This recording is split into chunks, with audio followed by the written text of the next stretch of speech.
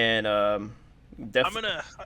I was gonna say I'm gonna make a case for Breath of the Wild while you mentioned Elden Ring, okay. because I think that is probably one game that does have a good mix of complex enough tools and good level design to take advantage of it. Well, I won't say just level design. It's more so encounter design Hmm. is where I would go with it. Um, the actual world for Breath of the Wild is amazing. It's just so, rich with things for you to find. Hmm. And, a lot of times you'll get a lot of different encounters, and there's so many different ways for you to approach the encounters. Yeah, you could use your most powerful tools to dispatch a bunch of enemies, or you can get creative. And I think that's one thing that Breath of the Wild does so well is it gives you all of the tools that you will have throughout the whole game are given to you right at the beginning of the game. Hmm. Within like the first hour or two of playing, you have everything.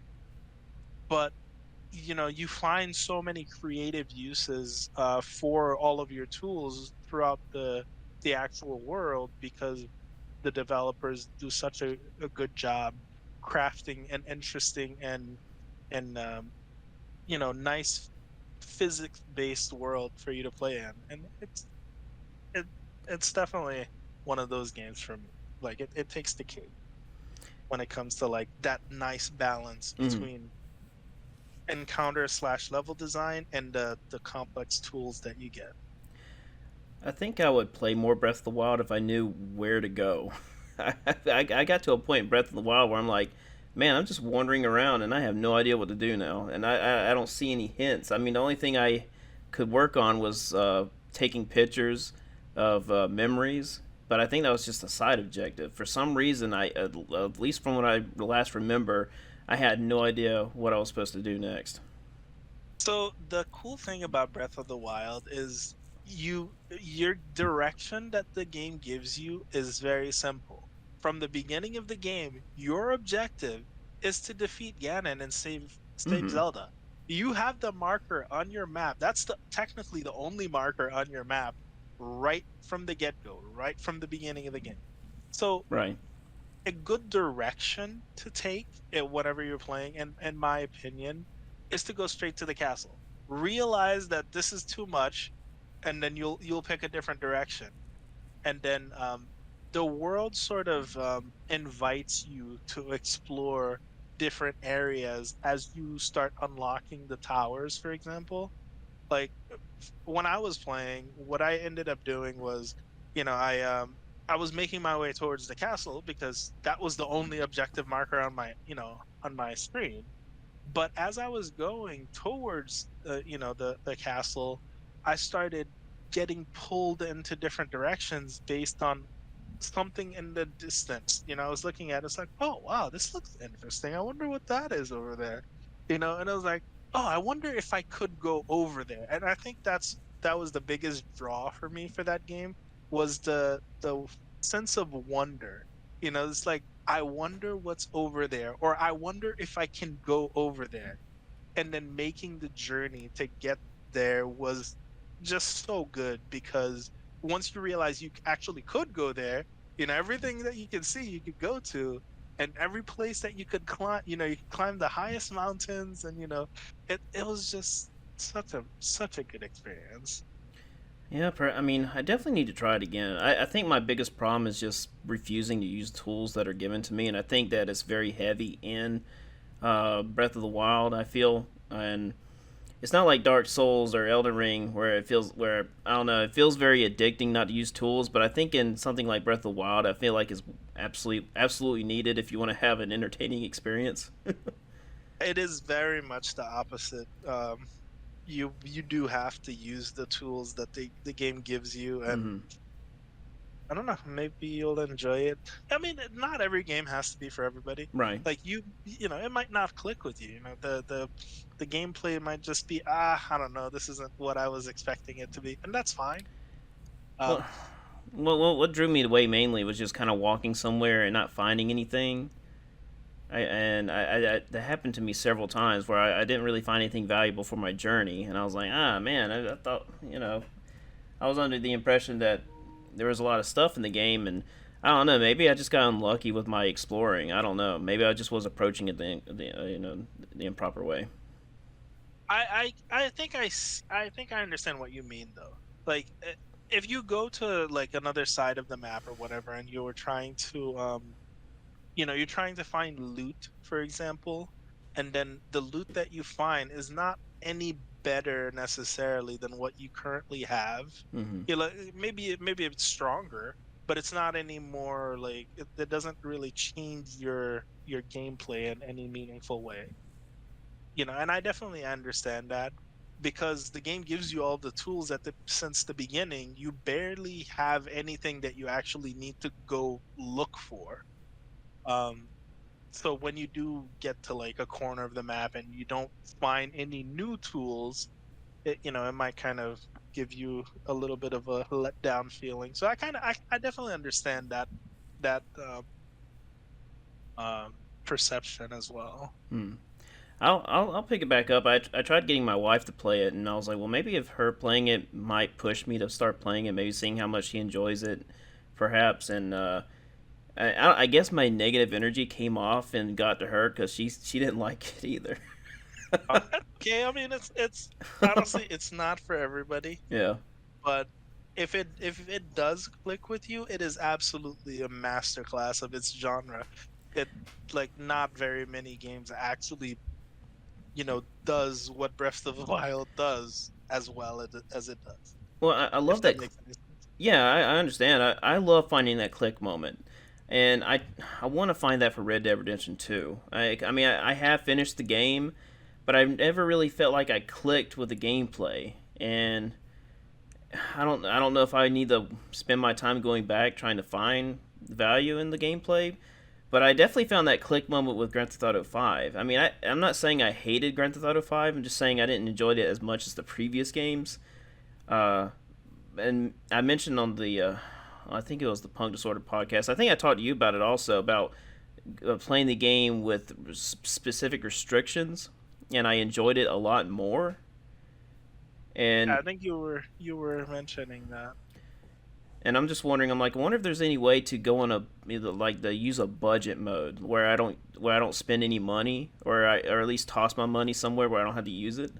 I'm just wondering how much stuff is actually viable when it comes to restrictions in Grand Theft Auto 5 because I don't like being given tons of money in a Grand Theft Auto game because first of all there's not really a whole lot of stuff you can even spend it on, and I'm not really into flashy cars.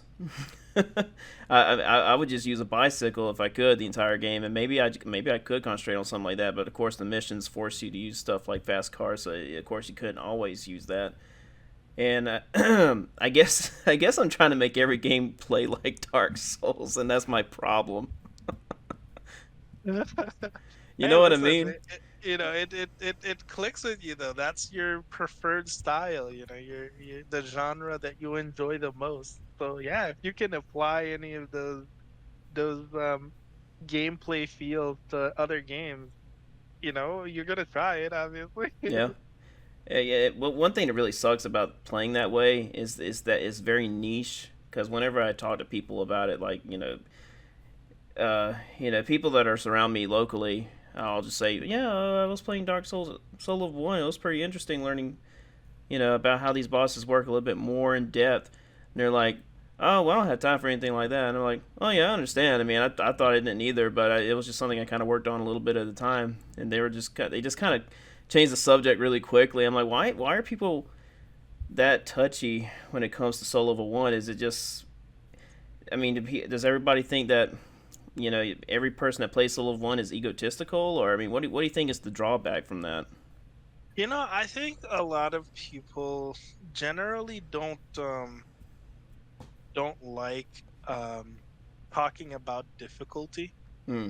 because it's such a subjective thing that, you know, perhaps they don't, perhaps they played the game and they had, their friends summoned to help them, or they use, a very defensive build like a magic build or something like that. Mm-hmm.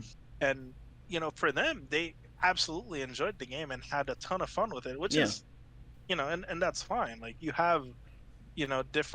I think that's one of the things that the From Software games do very well is just allow you the freedom of having so many different play styles. And I think Elden Ring is their best, obviously, when it comes to giving you the options to play how you want to play. Um, and in contrast, I'm going to say something here that probably get me canceled on the internet. Uh oh. One of the things that I didn't really like about Bloodborne the first time I played it was the fact that it forced you to play a specific style Mm. versus, coming from like Dark Souls 2 or, or something. Like it was so specific in how you had to play in order to actually have fun that the first time I played Bloodborne, even after I rolled the credits, I was like, yeah, this wasn't my favorite FromSoft game. Oh wow. That was the first time. But when I went back to it after I sort of I like obviously I had played other games afterwards, and then I went back to it after the DLC came out, and I instead of continuing with my main file that I used um to play the game the first time, when the DLC came out, I made a new character. Like Uh huh. Bloodborne was the first Souls game that I only had one character in for the longest time, which is crazy because like looking back now, I love Bloodborne. It's a great game. But the first time I played it, I did not like it. I was Mm. like, I don't know. It was so specific and requiring you to be so aggressive in your play style that it didn't click with me because I was a very different type of player coming from the Dark Souls games. So I can say for a fact that at first it didn't click with me, but when I went back and the DLC came out, I enjoyed it so much more. I made a brand new build and I played the game on its terms. Like I played the aggressive and very like different approach to combat, and I enjoyed it much more. But like when I played like the play style that I normally play, at first, more so like a hybrid magic build or sort of defensive build, you can't play those builds in Bloodborne. So it Mm. basically like my play style was completely shattered. I didn't have fun. Okay, that's definitely very interesting. For some reason in Bloodborne, I clicked with it immediately, and I've never clicked that well with another From Software game. Maybe, well, you see, with Demon Souls, Dark Souls, and Dark Souls 2, I think I always summoned. I don't know if I summoned that much in Demon Souls because I didn't have internet around the time I was playing it for the first time, so my memory's blurry on that. But when I jumped into Bloodborne, it felt very natural to me. Suddenly, I don't know why. I think it was because maybe I stopped using shields in Dark Souls 2, and so I was just already prepared. And let's see. And Well, the so, funny thing is, like that, I don't know. I don't even know if that was the reason why it didn't click with me. Um, because like when I was playing Dark Souls 1 and 2, I played dual wielded, and even in Dark Souls 1, when there wasn't any dual wielding, I still used two weapons, one in my left hand and one in my right hand, just to be cool. mm-hmm, Because I played a ton of multiplayer and PvP and stuff, and like part of the awesome feeling for me was the multiplayer aspect was to help somebody, and I would cosplay as some character in the game or whatever, and I would like you know I didn't have a problem with not blocking per se, mm-hmm, but it was just the way that the dodge system worked was so different for me. The fact that when you were locked onto an enemy, you had a dash versus when you're not locked on, you had a roll. Like yeah, my brain couldn't really like comprehend it, and I just didn't click with me at first. mm-hmm. Isn't that Like really? when everybody Oh, sorry. sorry. No, I was gonna say when everybody was loving Bloodborne at the beginning, like I hated it. Hmm. But then, 6 months later, I loved it. I remember when my first playthrough of Bloodborne. I remember I thought I could have swore I was halfway through the game, and then all of a sudden the credits started rolling. I was like, "What?" Oh wow, did you do one of the did you do the bad ending, or well, we'll say bad ending. One of the endings where you did the German thing or whatever. I believe I fought Gurman on my first playthrough. I don't. Well, I think so. I cannot. I cannot remember. I know I didn't fight the Moon Presence. Uh, I either got my head chopped off or I fought Gurman. Yeah, I got my head chopped off only because um I didn't know that that would just trigger the ending right then and there. I thought, okay, after I talked to him, I was like, oh, okay, we'll just back out of this conversation and then come back later, kind of feeling, and then boom, it was just that was it. I was like, oh, snap. That's actually my favorite ending. I know it may sound lazy, but I really just love seeing my head getting cut off.